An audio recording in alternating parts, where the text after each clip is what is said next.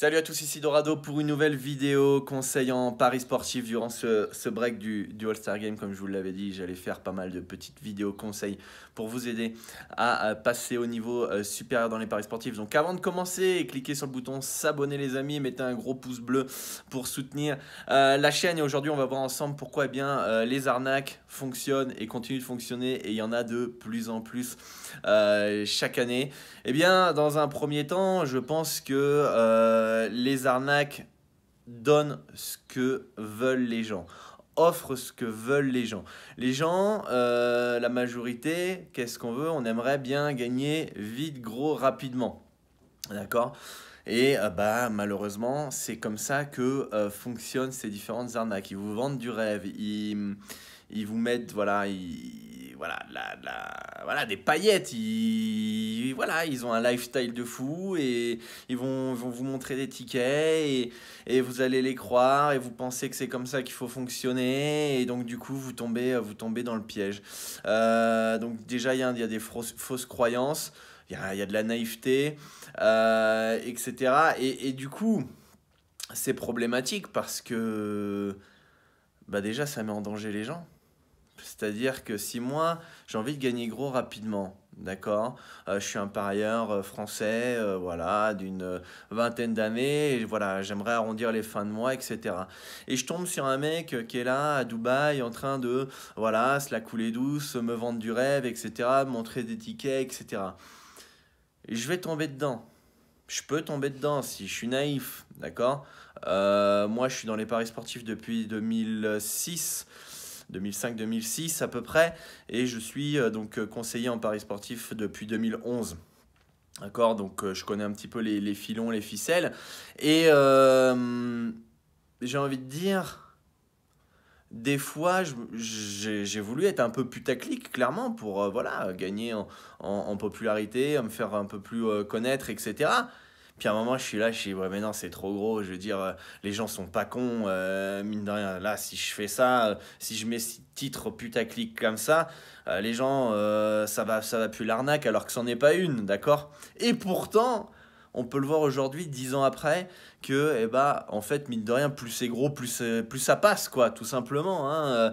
Et finalement, on peut se faire avoir une fois, se faire avoir deux fois, trois fois, quatre fois, cinq fois. À un moment, la responsabilité, elle revient à soi-même. C'est toi qui tombes dans l'arnaque, c'est toi qui te fais avoir, c'est toi qui répètes à chaque fois le même processus. Et mine de rien, finalement, les escrocs, est-ce que ce sont des escrocs? J'ai envie de dire oui et non. Oui, parce qu'ils mentent. Mais non, parce qu'en fait, ils donnent ce que veulent le marché. Le marché, qu'est-ce qu'il veut? Voilà, c'est l'offre et la demande. La demande, qu'est-ce qu'elle veut? Elle veut gagner gros rapidement. Voilà ce qu'elle veut. Bon, d'accord, on va leur donner des gros tickets avec des grosses cotes. Et puis comme ça, ils pourront gagner gros rapidement. Est-ce qu'ils vont gagner sur le long terme? Non. Mais on te donne à l'instant T ce que tu veux. D'accord? Donc, déjà, il y a cette fausse croyance de vouloir gagner gros rapidement, de penser que les paris sportifs, c'est facile. C'est pas le cas, c'est dur, c'est un vrai investissement. Vous n'allez pas arrondir vos fins de mois avec 100 balles, vous n'allez pas arrondir vos fins de mois avec 1000 euros. Faut avoir une bankroll de 5000 euros minimum pour commencer à avoir vraiment des bénéfices vraiment intéressants. Après, tout dépend des objectifs. Si à la fin de l'année, vous voulez vous payer un bon petit resto à votre copine ou un petit cadeau à votre famille, etc., ouais, 1000 euros, ça peut être suffisant. Par contre, voilà, si vous voulez plus, voilà, plus ça va être important d'avoir une bonne bankroll. Ce qu'il faut que vous sachiez, c'est que dans l'immobilier, un bon retour sur investissement, c'est un 6%. Un bon investissement dans l'immobilier, c'est un 6% annuel. D'accord? Dans les paris sportifs, on est capable de faire entre 5 et 30% quand vous faites une très très grosse saison. Donc quand vous avez 1000 euros, vous allez gagner entre 50 et 300 euros à l'année. C'est pas beaucoup. Mais le pari sportif reste l'investissement le plus rentable. C'est pas avec 1000 euros que vous allez acheter une maison. D'accord? C'est pas avec 1000 euros que vous allez pouvoir gagner des milliers et des cents, clairement. Mais par contre, déjà, le pari sportif, c'est beaucoup plus accessible en termes d'investissement que l'immobilier. D'accord? On va dire que la maison que vous allez acheter à 200 000 euros, ça c'est votre bankroll, d'accord? Et vous allez gagner 6% à la fin de l'année. d'accord? De ces 200 000 euros. Si vous le mettez à louer, etc., avec toutes les hors frais, etc., etc.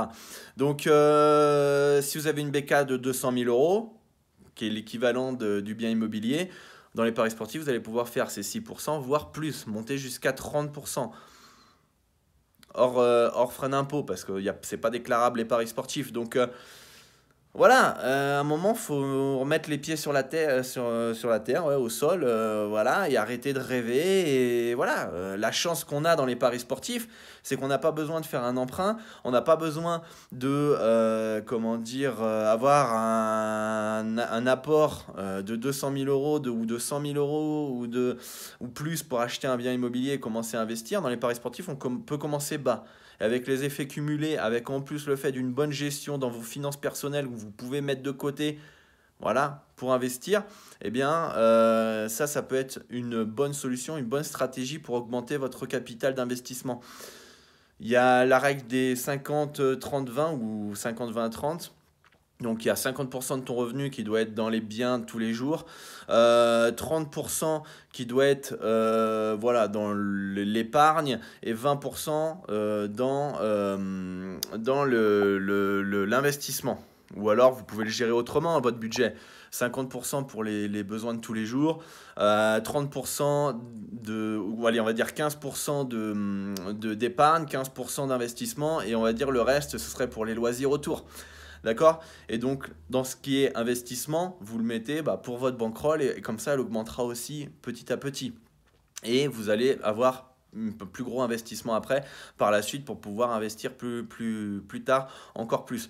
Donc, voilà les amis. Je pense que le gros problème, ce sont les fausses croyances où les gens pensent que eh bien, les paris sportifs, c'est facile, qu'ils vont gagner gros rapidement, alors qu'on a la chance d'avoir un investissement accessible à tous pour pouvoir eh bien, voilà, voir sur le long terme, se créer une retraite. Voilà, tout dépend des objectifs de chacun.